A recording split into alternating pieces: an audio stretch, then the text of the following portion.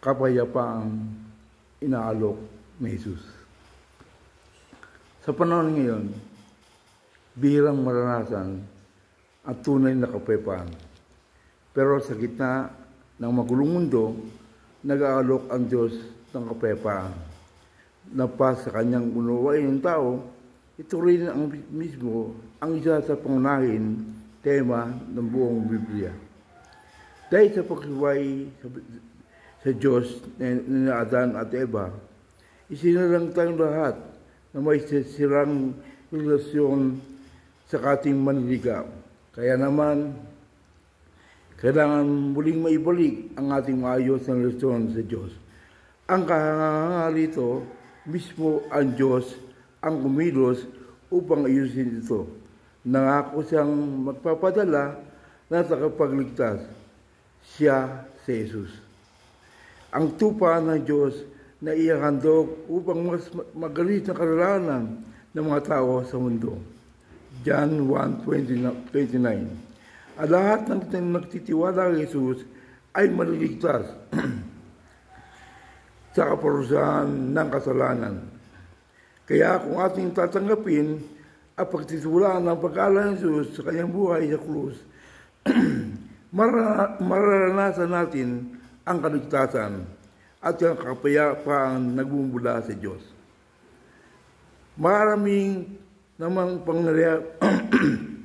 pangyayari sa ating buhay ang sumisira sa kapayapaang mayroon tayo.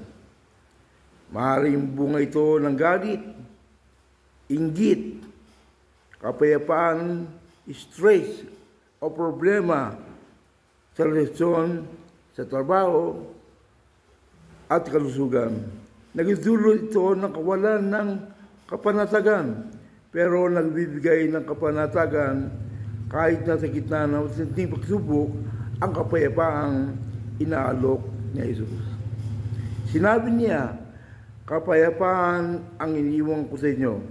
Ang aking kapayapaan ang binibigay ko sa inyo.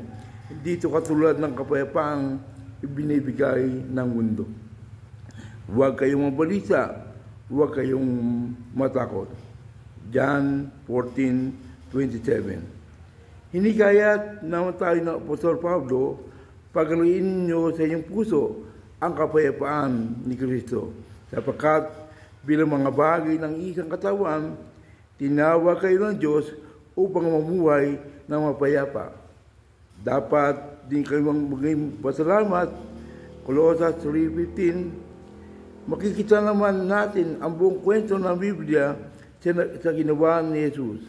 Tinalo ni Jesus ang kamandag ng kamatayan at nangakong bibigyan ng buhay na walang hanggan ang lahat ng nananampalataya. Dahil sa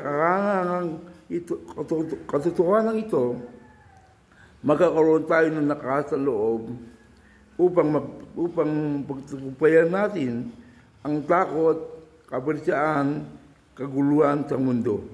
Hayaan natin ang kapayapaan nagbumula sa Diyos ang maghari sa ating mga puso.